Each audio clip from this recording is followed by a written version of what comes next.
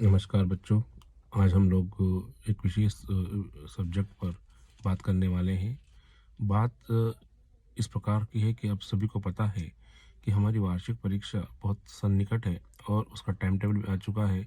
यानी कुल मिला के देखें तो हमारी परीक्षा की उल्टी गिनती शुरू हो गई है। परीक्षा एक 3 अक्षर का सर्व शब्द है, सबको भयानक लगता होगा, लेकिन एक शब्द ये हमारी स्किल्स को, हमारे योग्यता को जाँचने का एक बहुत बड़ा टूल्स है। तो इस परीक्षा से हमको घबराना नहीं है, जब बल्कि हमको हमारे हिसाब से ये देखना है कि हम कितने परीक्षा के लिए उपयोगी हैं, आने वाली प्रतियोगिता परीक्षा के लिए उपयोगी हैं, और ये चीज़ आपको निश्चित रूप से बहुत हेल्पफुल होने वाली है।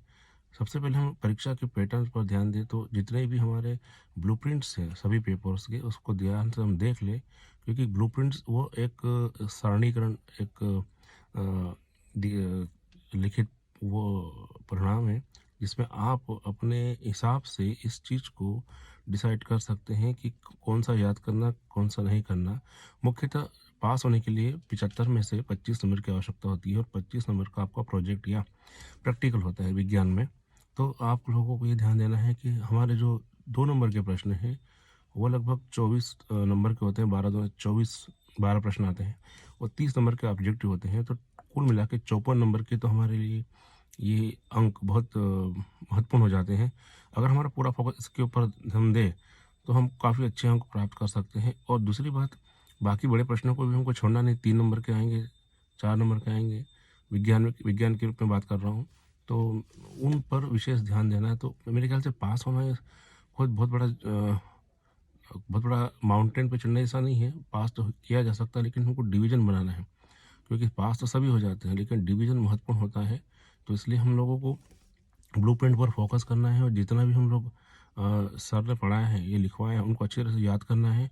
देखिए, आप खुद देखेंगे कि आपको बहुत कॉन्फिडेंट महसूस होगा जब आप 54 नंबर की इस प्रकार की व्यवस्था कर लेते हैं कि 2 नंबर के सभी प्रश्नों को याद कर लेते हो। सबसे अच्छी बात है कि ब्लूप्रिंट में दे रखा है कि कौन से अध्याय से कितने नंबर का आएगा। तो जिस अध्याय से 2 नंबर का आएगा, उसको अच्छी तरह से हम याद कर लें। ऑब्जेक्टिव्स तो सभी में से आएँगे, ऑब्जेक्टिव के नंबर भी क्लियर है कि किसमें से 4 का आएगा, किसमें 3 नंबर का 1 नंबर वाले प्रश्न आएँगे। तो कुल मिला के हमारे सामने पूरा पेपर खुला पड़ा है, समुद्र पूरा है। अब हमारी वो अब इच्छा शक्ति है कि हम उसमें से कितना पानी निकाल सकते हैं। तो कुल मिला के आप लोगों को मैं अब ये कहना चाहता हूँ कि आप लोग अपनी पढ़ाई में जुट जाएँ, ब्लूप्रिंट पर फ़ोकस करें, और जिस प्रकार से हम लोग बहुत सारी चीज़ों को अवॉइड करते हैं, उसको हम अवॉइड करना छोड़ें, क्योंकि हमारे लिए एक-एक अंक बहुत महत्वपूर्ण है। क्योंकि डिवीज़न और साथ में उस श्रेणी में जो हम बढ़ोतरी करेंगे, तो निश्चित रूप से हम अन्य कोर्स में जा सकेंगे। एक-एक नंबर हमारा कीमती है। दूसरी बात ये है कि ब्लूप्रिंट के साथ-साथ हमको जो बड़े प्रश्न हैं और जो चित्र हैं, उनको भी ध्यान देना है। विज्ञान के परिप्रेक्ष्य में बात कर रहा हूँ, और अंतर जो है वो बहुत महत्वपूर्ण है। कुल मिला के देखा जाए तो कोर्स इतना ज़्यादा लेंदी नहीं है, हम लोग कर सकते हैं, लेकिन इच्छा शक्ति ज़रूरी है।